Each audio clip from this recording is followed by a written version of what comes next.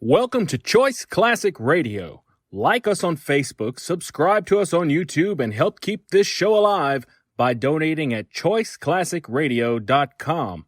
For more of your favorite old-time radio shows, join us on our companion podcast, Choice Classic Radio Detectives, where we bring to you tales from the greatest detective shows the golden age of radio had to offer. And now, with 926 episodes from 1934 to 1955, we bring to you Lux Radio Theater.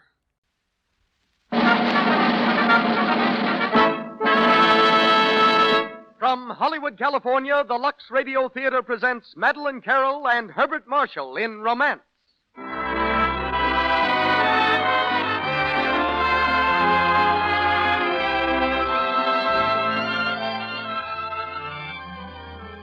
Lux presents Hollywood and extends thanks to you, ladies and gentlemen, for your purchases of Lux toilet soap and Lux Flakes.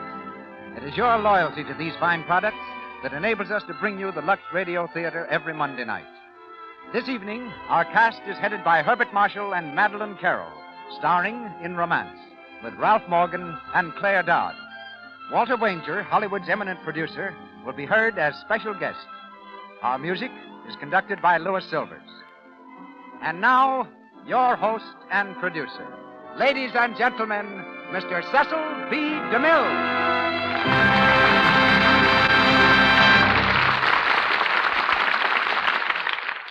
Greetings from Hollywood, ladies and gentlemen. For me, as perhaps it does for some of you, tonight's play holds many golden memories and brings me back to the Broadway of exactly 25 years ago, to a season of theatrical grandeur seldom seen before or since. It was in February 1913 that this eternally young play, Romance, by Edward Sheldon, opened its remarkable run with Doris Keene and William Courtney at the Maxine Elliott Theater. And it was during that run that Jesse Lasky, Samuel Goldwyn, and I met at the old Claridge Grill on Broadway and decided to take Horace Greeley's advice and start making pictures in a little town called Hollywood. We wondered if we could persuade Dustin Farnham, then playing in a melodrama called Arizona, to take a chance and star for us in our first motion picture. It was a season that saw Jane Cowell in Within the Law, George M. Cohan in Broadway Jones, Lorette Taylor in Peg of My Heart. At 69, Sarah Bernhardt was playing vaudeville at the Palace. George Arliss was starring in Disraeli. Billy Burke, Nazimova, and Maud Adams were there. And so were William Faversham and Tyrone Power, father of the present star of that name. At the same time, a young man named Douglas Fairbanks was bounding through a piece called Hawthorne of the USA. And 25 years ago, as today, Snow White and the Seven Dwarfs was playing to packed houses, only the star then was Marguerite Clark. And so tonight, on its 25th anniversary, we bring back Romance, a drama as ageless as love itself. Twice a motion picture, our radio play stars one of the loveliest ladies of the screen, Madeline Carroll, as Margarita Cavallini, and Herbert Marshall in the role of Thomas Armstrong, whom we meet for the first after he had become Bishop Armstrong. Miss Carroll is now engaged in filming The River is Blue, a Walter Wanger production, and Mr. Marshall has just completed Mad About Music for Universal Studios. As Cornelius Van Tuyl, we welcome that veteran performer, Ralph Morgan, while Claire Dodd will be heard as Susan. The Lux Radio Theater presents Herbert Marshall and Madeline Carroll in Romance.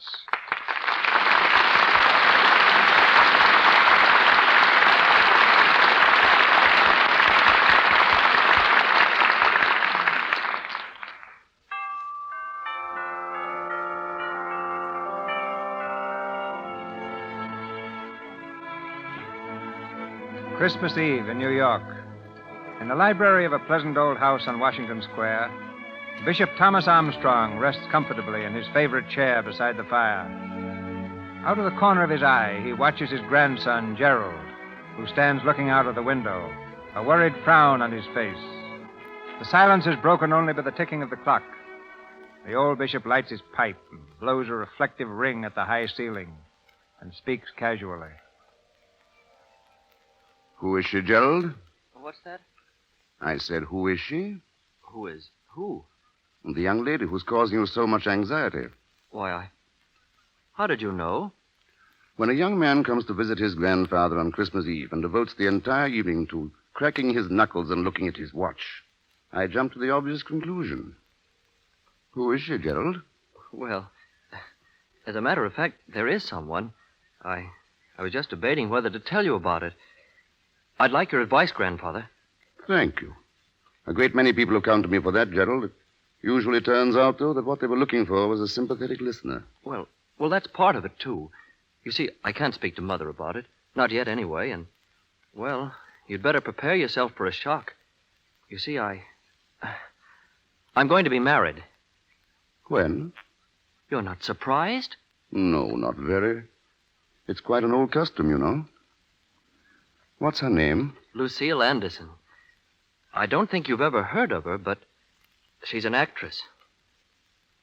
I see. That does surprise you. Just a little. She's very beautiful, I suppose? Yes, she is. And clever, too, and sweet. I never met anyone like her before. When you come right down to it, she's 10 times too good for me. She's wonderful, really. Of course she is, of course. Go on, Gerald. Well, things have been pretty tough for her lately. You see, she has no folks, and jobs are scarce, and... Well, she's living all alone in a rotten little boarding house up in the 50s. And that's why I think I ought to marry her now, right away. You think I'm right, don't you? Well? I don't know, Gerald. You're pretty young, of course. Yes, but... And your life's just beginning. You'll change.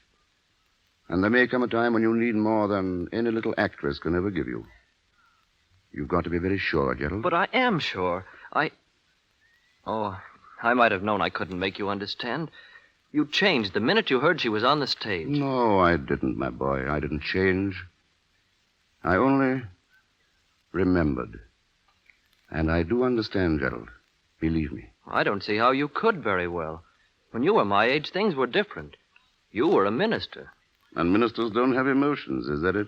Well, I didn't mean it that way. I know. Sit down, Gerald. I want to tell you something. Something I've never told to anyone before. I used to think I never would. Well, what is it? Something that happened to me when I was just about your age, nearly 50 years ago. I was rector of St. Giles then. That was before I married your grandmother. Well, one night, in November it was, November 1888, I went to an evening party at old Cornelius Van Tile's house. It was a party in honor of Rita Cavallini, the Italian opera star. She was a beautiful woman, Cavallini. Beautiful and fascinating. The whole town had turned out to meet her, and the old house was blazing with lights. As I came up the front steps, I could hear the laughter and the music.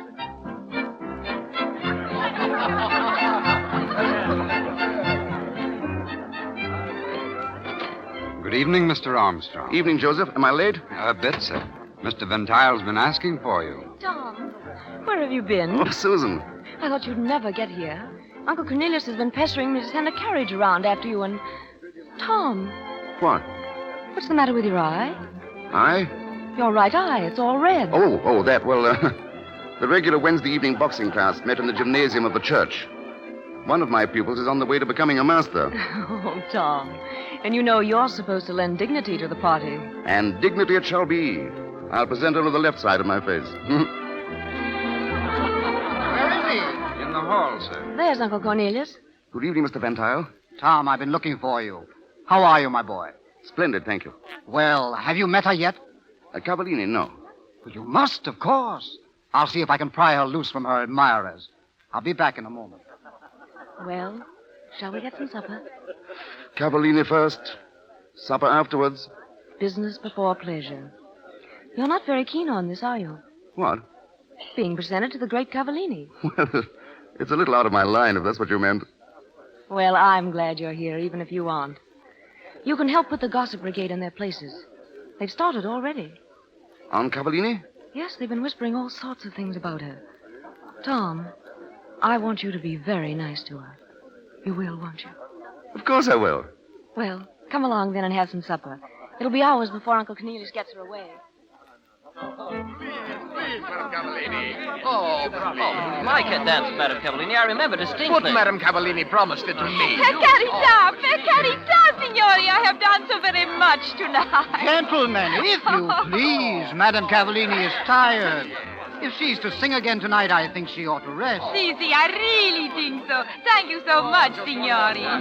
Take me away, Cornelius. Quickly, please. Come along. Excuse us, please. This way, Madame Cavallini. Sit down, Rita. Here. Oh, I thought you would never rescue me, Cornelius. Oh, those young men. Oh, Dio, they are so enthusiastic. Oh, well, you'll be safe up here. But no more people tonight, please. Just one or two. There's a young fellow here, rector of St. Giles. Oh, Cornelius. Do you mind? I am very angry with you. Why? You invite me to your house. Bene. I am happy to come. But I find I'm invited as an artista, not as a friend. Oh, Rita, don't be absurd. It was not like this in France, in Millefleurs. I was not just a singer from the opera then. You have not forgotten? Do you think I ever could? Do you remember the night I sing to you? When you walk up and down below the window, and how we watched the sea. Il bellissimo mare. Side by side in the moonlight. I remember. And other evenings, too. It makes me sad a little. But why? Because I also remember that I'm growing old, Rita. Oh, you will forget that in Millefleurs when we go there again. If we ever do. What do you mean? Time doesn't stand still, Rita. You're young. You've everything before you. And I... Well... Rita, why don't you marry? Marry? Me? Oh, Dio mio. I'm serious. Haven't you ever loved anyone? You ask me that? No, you know what I mean. Hasn't there ever been anyone who... I am happy now. It is enough. I'm thinking of the years to come. It isn't good to be alone then. I know. What will you do? I will turn my face to the world and I will say, I am Rita Cavallini. I have lived as I wanted to live and I have been happy. I am happy now. Sono felice. Then, if I must cry a little, I will turn away so no one will see me. Just as you do now. Oh, go away, Cornelius. You are much too clever for me. And you make me sad. I will not be sad. All right, dear. You'd better rest anyway.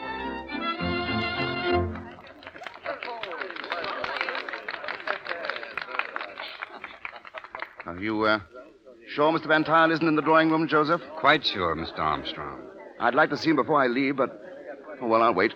If you'd like a quiet place, sir, you might try the library upstairs. Thank you, Joseph. Good evening. Oh, I'm sorry. I didn't know anyone was here. The butler told me that I could... No, go, please. I didn't mean to disturb you. I was just looking for a quiet place. I am not disturbed. I shall only be here for a moment anyway. Please, you sit down. Thank you. You don't like parties, huh? Well, I wish you hadn't asked me quite so directly. I know. I don't like them either. I don't believe we've met. My name is Armstrong, Tom Armstrong. I'm rector of St. Giles's Church. Rector? Che vuol dire? The minister, clergyman. Oh, I see. Peccato. How very sad. I beg your pardon? You are too young. No, not really. I mean, ministers aren't always old. Any more than opera singers are always robust. You think they are not? Well, I don't know. From what they tell me of this Madame Cavallini... Oh, then you have never seen her? No, I don't care very much for the opera. Ah, ecco. Well, you have not missed much when you miss La Cavallini. Really? Do you know her? Oh, si. We are very, intimate. Is she as beautiful as they say? Do they say that? Well, of course. Well, she is not. She is really very ugly. But people do not know she is ugly because they cannot see beneath her makeup. Oh, I'm sure you must be mistaken. I'm talking of Rita Cavallini. Yes, I am too, but you have never seen her. No, I merely bow to public opinion. That is very dangerous. If you believe the rumors of her beauty, you must also believe the stories of her past. That is public opinion, too. I haven't heard any stories. Shall I tell you some? I'd rather you didn't. As you wish. Thank you. What are you thinking? I was thinking that you are being very charitable. Of all the people who are willing to carry tales, a friend should be the last. Of all the people who know her, I am the one who knows her best. She will not mind what I say about her. I should like to have her word for that. You are defending her. That is most unusual. There are very few people to defend Rita Cavallini. Then please count me as one of them. You see, I preach goodwill and brotherly love from my pulpit every Sunday. It's only right that I should practice it myself on Monday.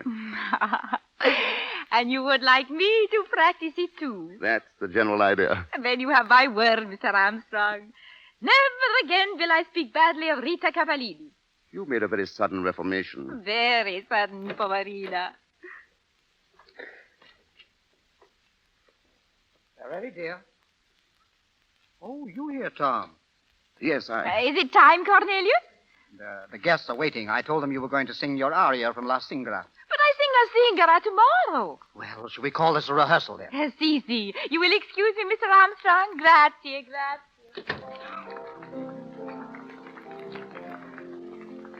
Tom, shall we go down?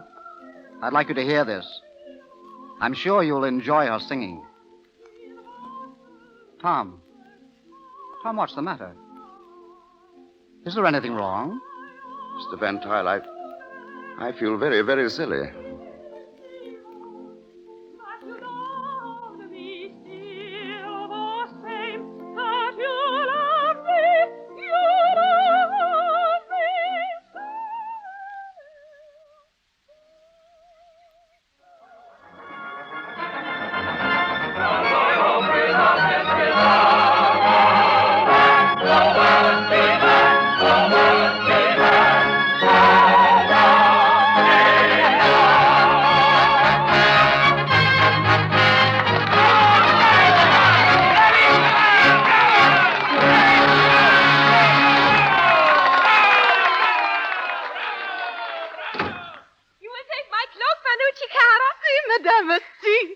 It was pack of full tonight. Oh, yes, so many encores.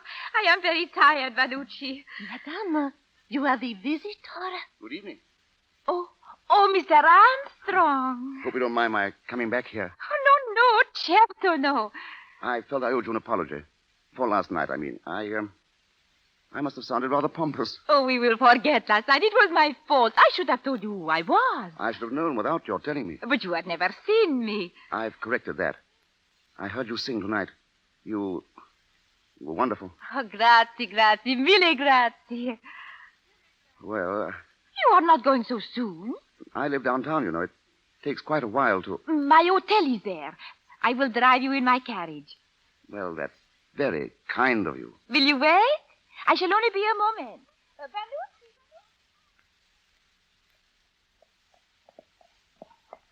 It's really more than just being a minister. You see, our parish is rather large, and we have more than our share of slums. Slums? Those are the poor? Yes. And they are in your care, too? Well, we try to help them as much as we can. It's all part of the job. I see. Would it help sometime if we were to give a concert? To raise money? Si. I would be glad to sing if you would like it. Would you? Really? You are good. It is not goodness. I was poor once, too. I know what it is like. So, we will work together then. It will be nice. I can't tell you what it will mean. St. Giles Rectory. Was that it, madam? Yes. Good night, Mr. Armstrong. Good night, Madame Cavallini. And thank you. You kiss my hand? Mine? Because you are kind. And because you are lovely. Good night. Good night. Drive on, please. Quickly.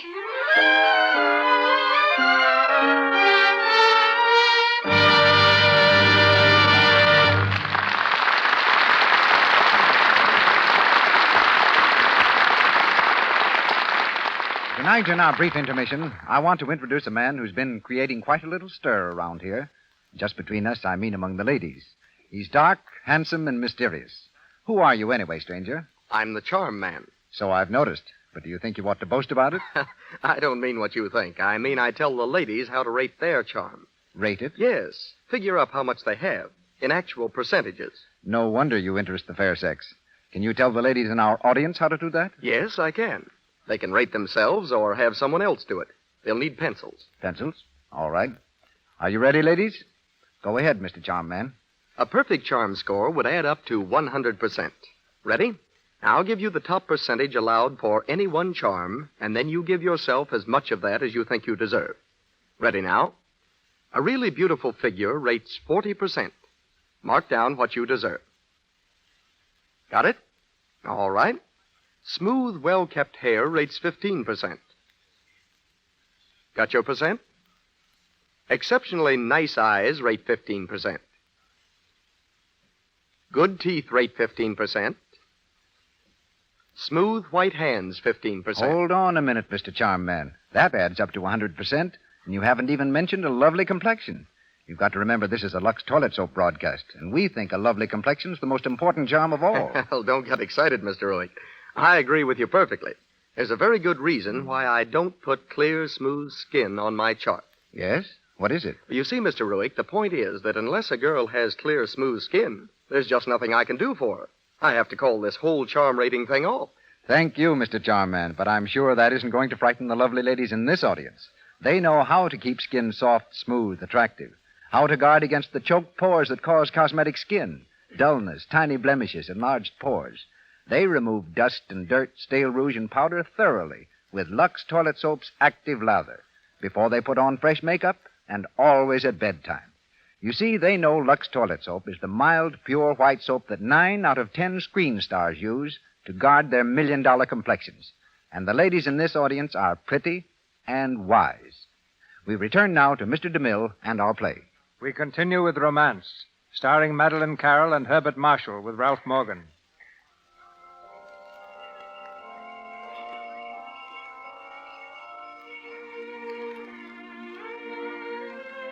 The fire in the bishop's library burns to a red glow.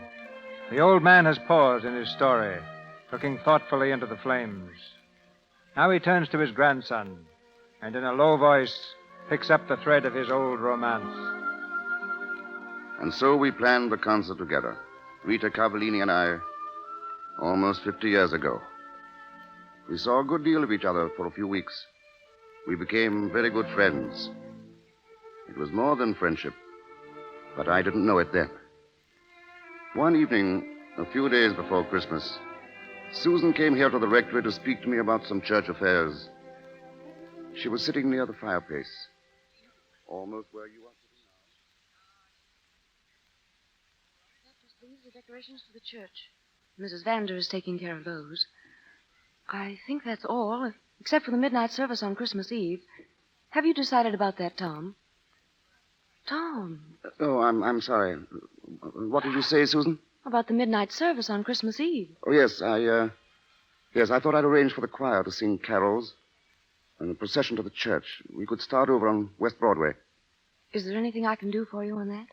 Oh, thanks. I'll take care of it myself. Well, I suppose that's all. Yes, for now, anyway. Please let me help you with your coat. We don't see very much of you these days, Tom. I know. I've been pretty busy. Madame Cavallini's concert took a lot of time. That was over last week. Well, there were other things, too, Susan. Yes. Did you enjoy Mignon the other night? I thought I saw you there. I enjoyed it very much. She was very lovely, wasn't she? I liked her even better in La Boheme. And I thought her Violetta was superb. I've been quite often, you see. I didn't mean it that way, Tom. It was in your mind, though? There's nothing in my mind except, well, what people have been saying. The Gossip Brigade. Have they been talking about me? Oh, you know how they are. They've got to have something. I've been doing my best to keep them quiet, but... I don't need a champion, Susan. I don't need anyone to defend me. Tom, I'm not going to quarrel with you. We've been friends too long to let a thing like this come between us. I just thought you should know. That's all I have to say, Tom. I'm sorry. I've been on edge lately. Please forgive me. Of course. And you'll come to see us again, won't you? When you find time? Yes. Good night, Susan.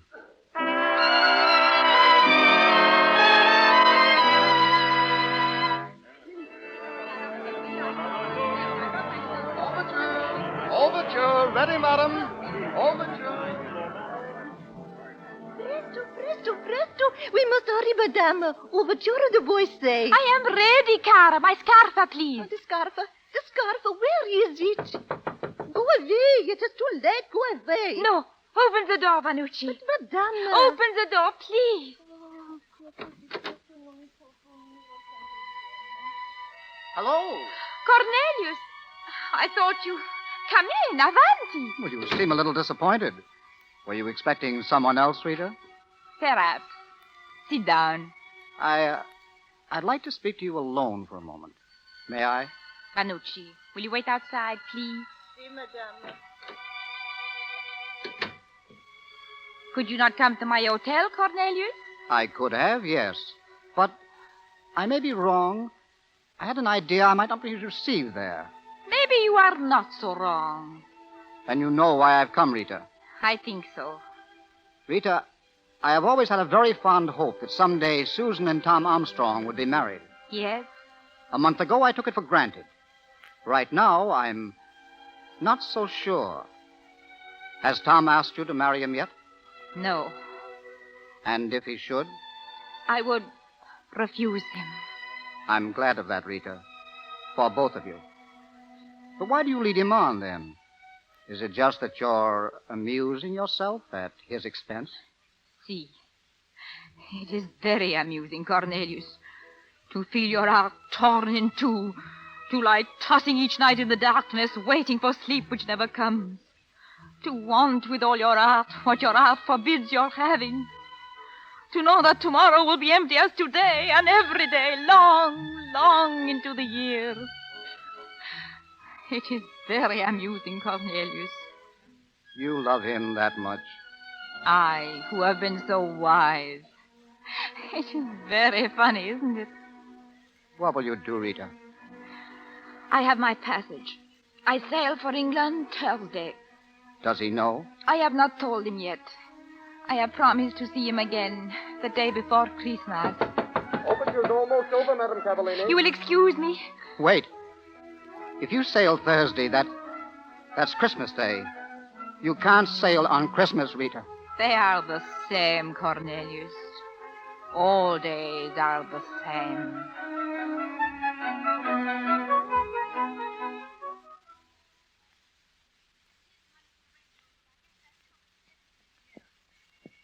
Was it the rectory you wanted, madam? Please, you may stop here. Yes, madam. Beautiful day, isn't it? Mm-hmm. You want me to wait? What is that singing? Comes from the church. St. Giles' choir, I guess. Oh. Yes, wait. Please.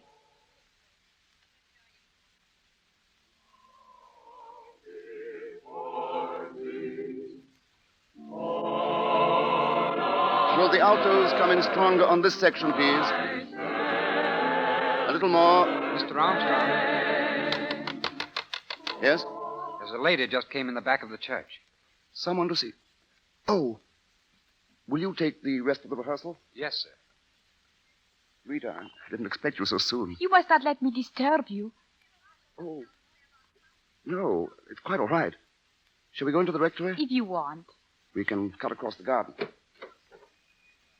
This way, Rita. We're rehearsing for the procession tonight. Do you think you'll be able to watch it? Perhaps.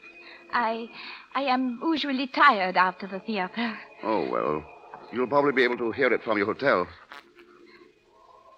There we are, Rita. Thank you. Mr. Armstrong? Yes, Kate? Mr. Armstrong, Mr. Van Tile is here. And the ladies from the Mother's Aid Committee have been waiting since 4 o'clock. Oh. Do you suppose they'd mind waiting another half hour, Kate? I don't think so. They seem to be using their time very well. They're getting a donation from Mr. Van Tile. Good. I'll be in the library, Kate. Yes, sir. Go in, Rita. Here, sit over here by the fire. You must be cold. I'm not really. You'll have some tea? Thank you. I cannot stay very long, Tom. Oh, but you've got to. I think perhaps I feel a little out of place here. Oh, nonsense. You've got to come often. My sister's coming down from Boston next week. I want you to meet her. You'll... Tom, What? I will not be able to meet your sister. I will not be here next week. Why? Tonight is the last performance. I am sailing tomorrow. Rita, you can't. I must, Tom. When did you decide this? It must have been very sudden. No. And you didn't tell me. I didn't want anything to spoil these last few weeks. I don't want anything to spoil them now. Rita, you mustn't go. Stay just a little while. Stay until spring. Non posso. I must sing in Roma next month. In Aprile, I go to La Scala in Milano and... Rita, listen to me. You're not going to leave. You've never given me a chance to tell you how I really feel about you. I'm going to tell you now. I love you, Rita. I want you to stay here. I want you to marry me. Will you, Rita? Why do you look at me like that? Didn't you know it, Rita? Didn't you know that someday I'd tell you? I was afraid you would. You are very foolish to love me, Tom. I don't believe that. I must make you believe it. You can't. Because I think you love me too, Rita. No. Then what have all these weeks meant to you? Have they meant nothing? A little light in all the darkness. No more. A little warmth in the cold. A little flame that burns not long. And then goes out. No, Rita, you don't mean that. You can't, Rita. No, please. Rita. Let me go. Tell me I'm right. Tell me you love me. I love you, Tom. Rita. I love you. Caro, I love you. There is nothing in this world but you and me. Nothing. This is our moment. Our little moment. That will never come again. Hold me close, Tom. Close to you. And then let me go away. I'll never let you go. Do you understand? Never. You're going to marry me, Rita. No. What's the matter? What's wrong, darling? I cannot marry you. Non posso. Don't ask me again, Tom. Please, carissimo. Please don't ask me. Why? Why shouldn't I? Why shouldn't you marry me? Oh, Tom, you poor blind fool. Don't you know what I am? Don't you know what I've been? Cannot you see it in men's eyes? The men who crowd around me with their knowing little smirks. Ask your friends why you cannot marry me. And your churchgoers. Ask your friend, Cornelius Van Tile. He'll tell you. I don't believe you. You're lying. There's something else. Ask him. Very well, I will. Come in. Mr. Armstrong, the ladies are all Will ready you, to... Kate, ask Mr. Van Tile to come here, please? But the committee... Ask him to come here. Yes. Sit down, Rita. I think I had better leave. Please. You said he'd tell me. Well, I'm willing to ask him, and you should be willing to stay. I know it's not true, and if he says it isn't, you're going to marry me, Rita. Oh, Tom, dear. Why do you torture yourself? Let me go now. Forget everything we've said. Do you think I could? Come in. Oh, Tom, Oh, hello, Rita. Cornelius. Kate said you wanted to see me, Tom. Yes. Mr. Van Tile, I've just asked Rita to marry me. Have you, Tom? She insists that there's a reason why she can't. Do you know? Do you know what that reason is? I? Why, of course not. Why should I know? Would you approve of our marriage? You're a friend. She said I was to ask my friends. Would you approve? Yes, Tom. Thank you. But if Rita has reasons of her own... We were to take your word. I see. Well? Well? My congratulations to you both. Rita, I knew you'd lie to me. Why did you lie? It was the truth, Tom. You said you loved me. I do, and that's why I told you the truth.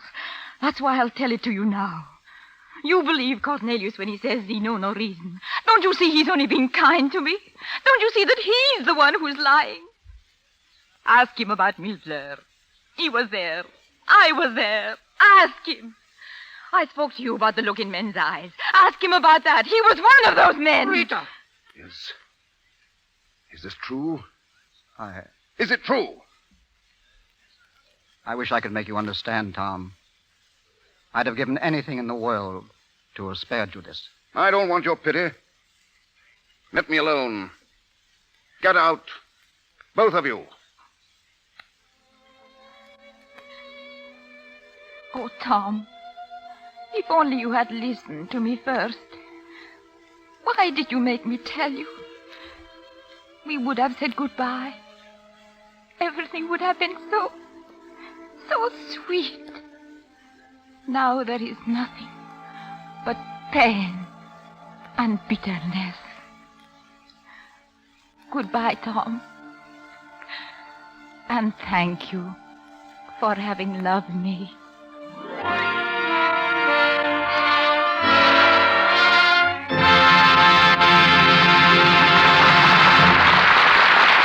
We pause for station identification. This is the Columbia Broadcasting System.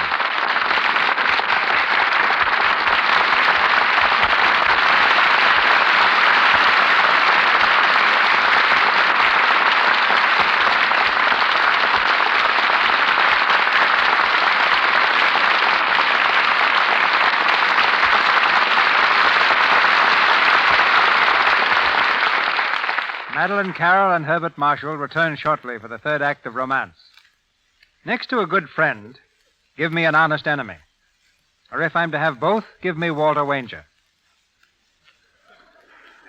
Today, like Samuel Goldwyn and David O. Selznick, Mr. Wanger is an independent producer, a picture term for a man with sufficient fortitude and capital to compete with the major studios.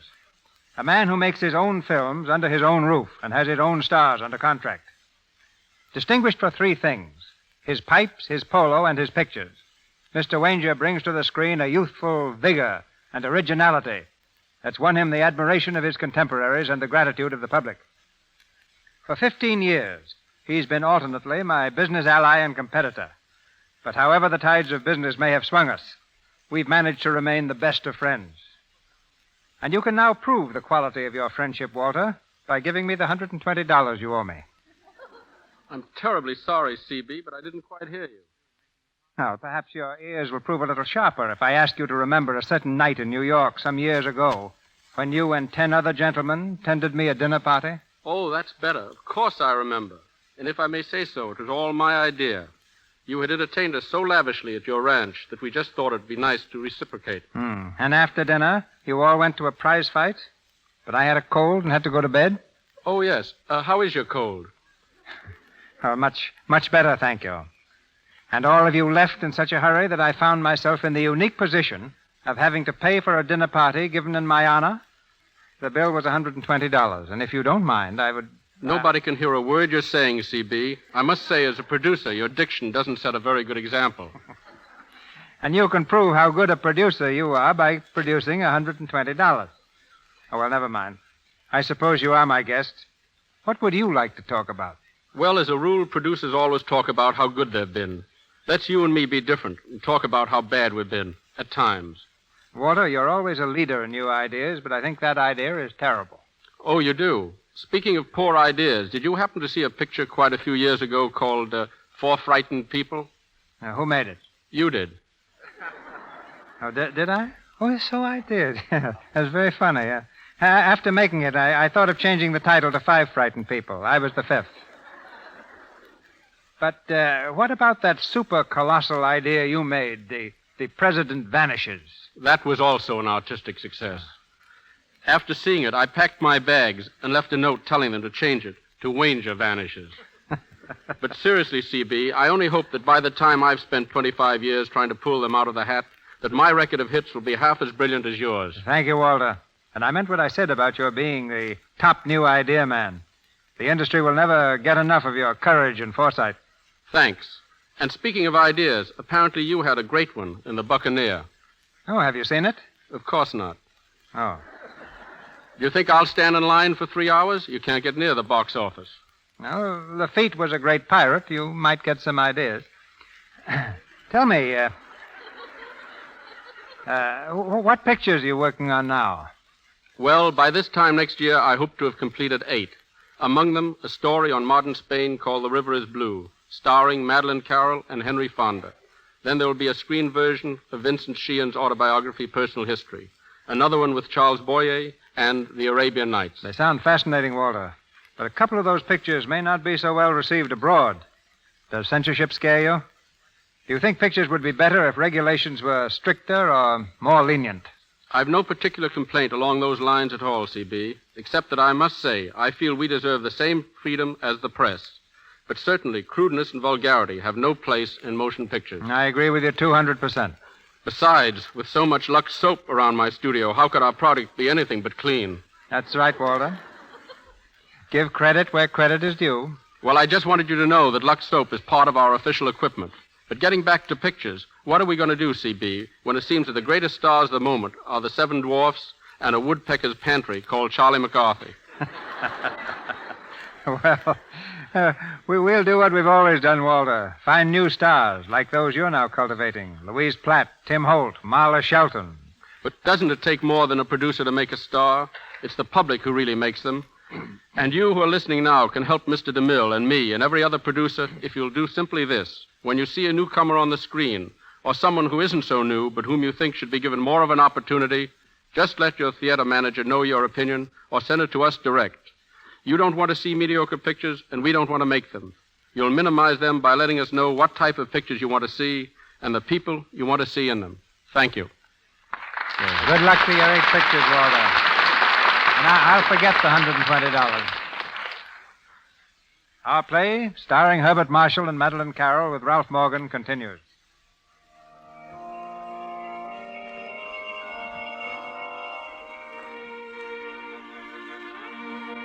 On Christmas Eve of the present day, the old bishop relives the scenes of his youth. His grandson leans forward, with eyes intent on the old man's face. And here, on that night, 50 years ago, the whole world suddenly seemed to fall away from me.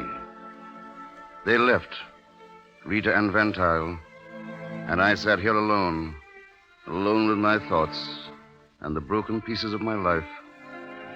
And then suddenly I was on the street, walking blindly through the snow. I must have walked for hours, seeing nothing, hearing nothing. Only the dim echo of Rita's voice ringing in my brain. I remember people on the street, stopping me, staring at me. I remember thinking how like those... Good evening, Mr. Armstrong. Good evening, Mr. Armstrong. Good evening, Mr. Armstrong. Good evening, Mr. Armstrong. Out without a coat in this weather, you'll get your death of cold, mister. You poor blind fool. Don't you know what I am? Don't you know what I feel? Can't you see it in men's eyes? Blind fool. Blind fool. Good evening, Mr. Armstrong. Mr. Armstrong. Mr. Armstrong, they've been looking for you at the rectory. Procession almost ready to start. I love you. Mr. Armstrong. I love you. Carissimo, I love you. Mr. Armstrong, where are you going? The procession starts over this way. Mr. Armstrong. Ask him about me, sir. He was there. I was there. Ask him.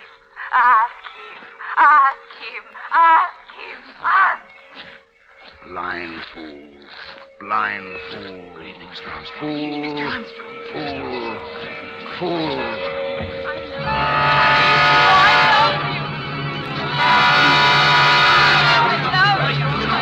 Good evening.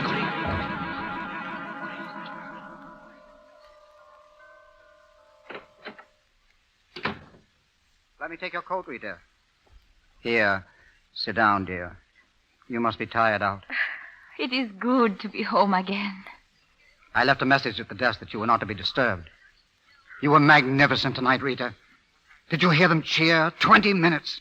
My ears are ringing yet. It was a great triumph, Rita. The greatest of your whole career. Did you know that? A great triumphal.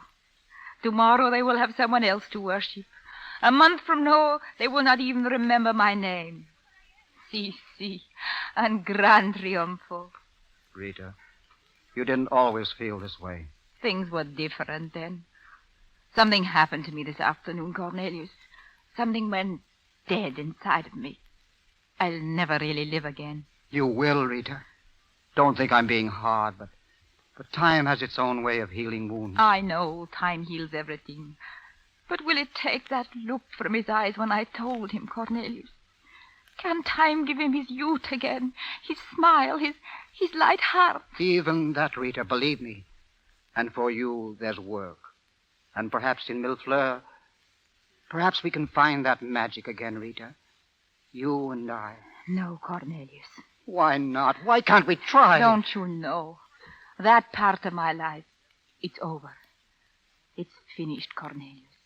Oh, I know you're trying to be kind, but is it kindness? In these last few weeks, I learned something. All new and beautiful. The goodness of the world. It come like some great light that burn and blind and strike me to the ground. For the first time, I see myself as I am, and it hurt me so. I cannot go back now, Cornelius. But if you could only forget. I do not want to forget. I want to remember. Every day, every hour, every minute, I want to remember. Because he'll remember too. And perhaps, someday, he'll know how much I really loved him.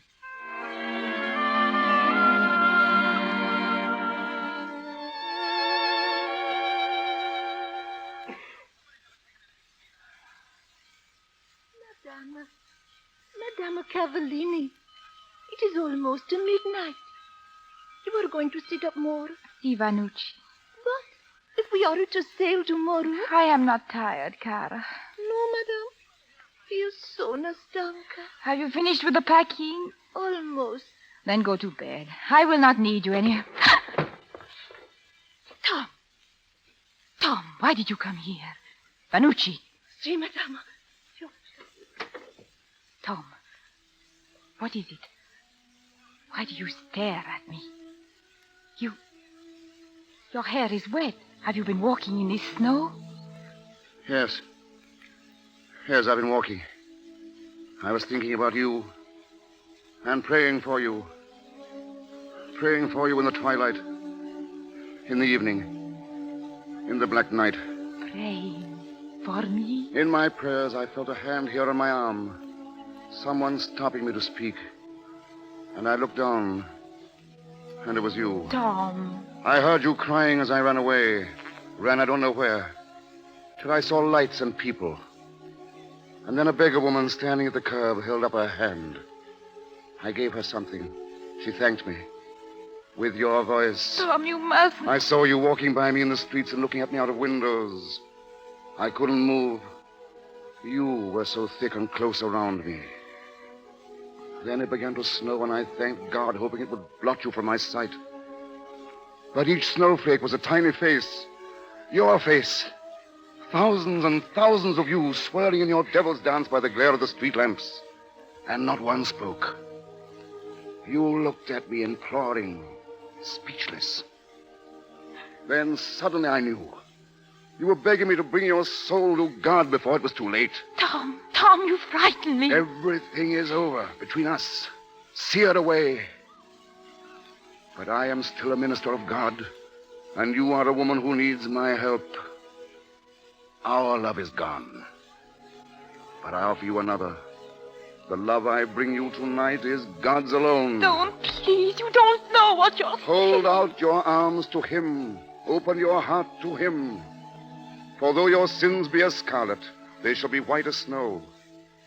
For you come out of great tribulation and have washed your robes in the blood of the Lamb. Tom. Open your heart to him. And no longer shall you hunger. No longer shall you thirst. For he will lead you to the living waters and the tree of life. And you shall be a bride. A bride. Oh, Tom. Tom, my darling. Have I hurt you so much? So much that you cannot even pray for me? No, let me hurt you, Tom. Please, no, let me hurt you. We were not meant to love each other. I know that now. We are brought together, you and I, only that you might help me. And you have. You come tonight to bring my soul to God. But your work was over. Long ago. That night in the carriage. Do you remember, Tom? You kissed my hand. It was then your work was done. Now go away, dear. Va via. And forget. No. I've lied to you. I've lied to myself. I thought I came here tonight to save my soul. I didn't. I came because I love you. No. I love you. I don't care what you are or what you've been. Do you understand that I don't care? I want you. I want to marry you. You don't know what you're saying. I do. We could be married tomorrow. We could go away together. Go away, yes. Go away and hide. That's what we'd be doing. Oh, Tom, listen. Listen to me, please. For the first time in my life, I know what it is to be strong. Let me keep that strength. Let me be a little proud and hold my head up high. Don't make me ashamed again. You have your church, your work. You're more to me than that. You're more to me than life. Tom. Am I more to you than God himself? You prayed for me before. Now let me pray for you. Rita. Please go. Now. Before it is too late. Listen. You hear? That's your world. That's where you belong. Go back to it, Tom. Go back to God. Rita. Ave Maria, gratia plena, Dominus tecum, benedicta tu in mulieribus, Rita. Et benedictus fructus ventris tui, Jesus. Sancta Maria, Mater Dei, ora pro nobis peccatoribus, nunc et in hora mortis. Amen.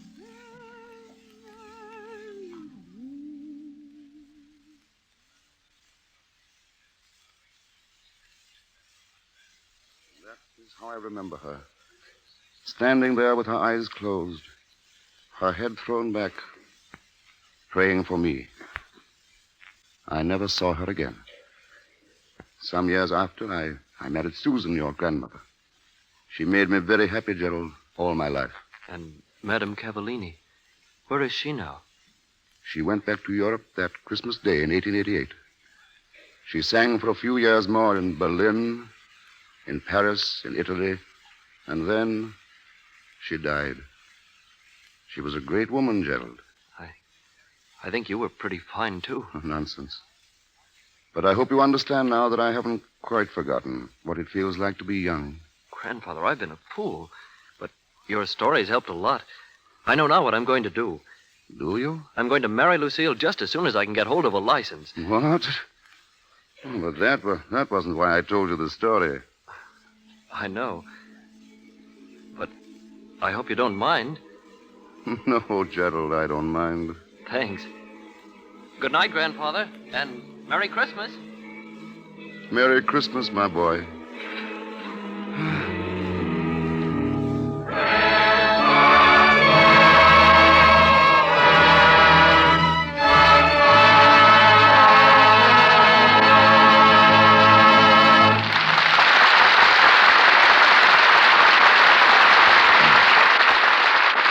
Slowly the curtain falls, and our evening's romance is over.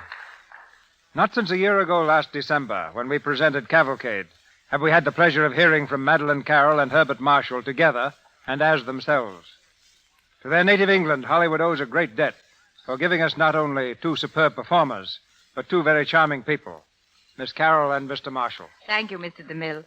You know, Hollywood is the most amazing place in the world. Are you speaking for the Chamber of Commerce, Madeline, or for yourself? For myself. Last fall, I left Hollywood to visit my place in Spain. I traveled 6,000 miles, only to find that the better part of valor was to keep out of Spain. Then I came back to Hollywood, and before I had a chance to catch my breath, I found myself in Spain. Just one moment, Madeline. Would you mind starting again at the beginning? I'm afraid that... Well, it's just as startling as it sounded, Bart. This picture I'm making, The River is Blue, is as Spanish as a bullfight or a hot tamale. And if you'd like to see what Spain really looks like, just come along to the location set Mr. Wanger has built down the coast, some 30 miles from here. I can't show you my house, but I can show you a Spanish seaport to the life. Speaking of Mr. Wanger, Madeline, do you suppose he was being, well, just polite when he complimented Lux Soap? I'll have you know that Walter Wanger is never just polite. Don't expect a compliment from him unless you've really earned it. I know. I work for him. Believe me, Mr. DeMille, there's no chance of anyone getting conceited working for Walter Wanger. Now, if you still want his statement verified, well, I'm the one to do it. Lux Soap is always in my dressing room at Wanger Studios. And that's most accommodating, for then I don't have to bring it from home. From that, Mr. DeMille, you may gather that I'm one of the most faithful users of your product. Thank you, Madeline, I do. And by the way, I understand an important birthday will be observed this week. Of course, Mr. DeMille. Washington's birthday. Tomorrow. I should have said 2 important birthdays. Washington's and yours. I'm a bit early, but many happy returns from all of us. Thank you, sir. But if that surprised look on your face is the result of my remembering Washington's birthday, then be informed, please, that you're talking to an ex-school teacher. Madeline, with a teacher as beautiful as you at the blackboard, I'll bet you got a carload of red apples a year.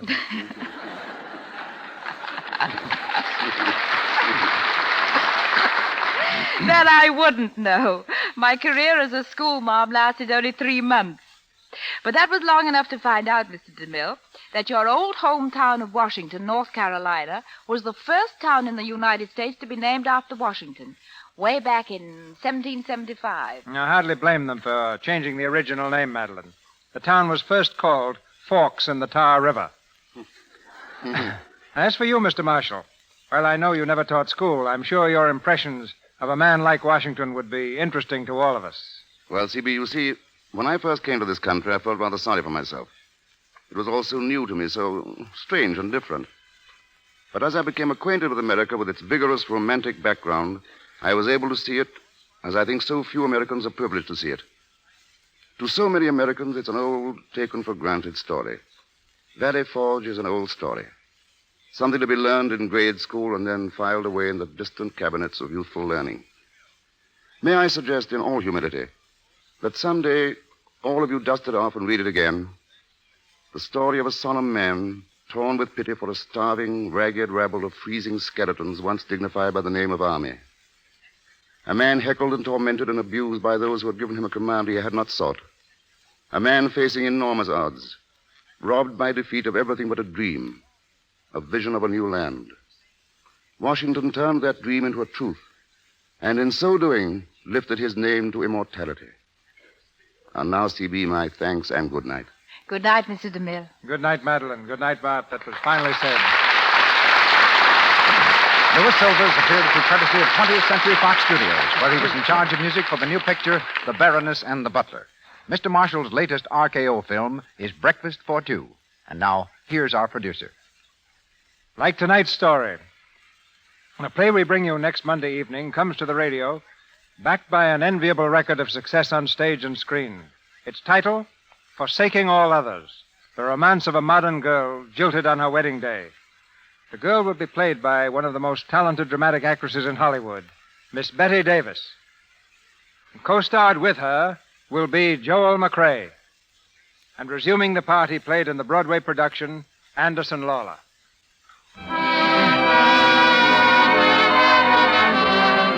Our sponsors, the makers of Lux Toilet Soap, join me in inviting you to be with us again next Monday night when the Lux Radio Theater presents Betty Davis and Joel McCrea in Forsaking All Others. This is Cecil B. DeMille saying good night to you from Hollywood.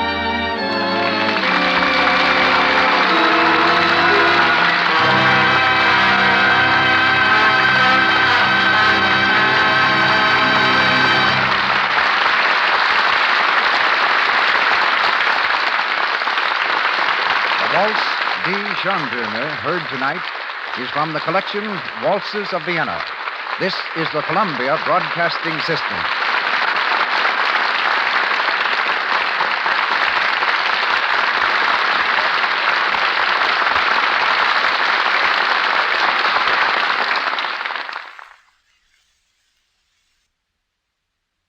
That concludes today's episode.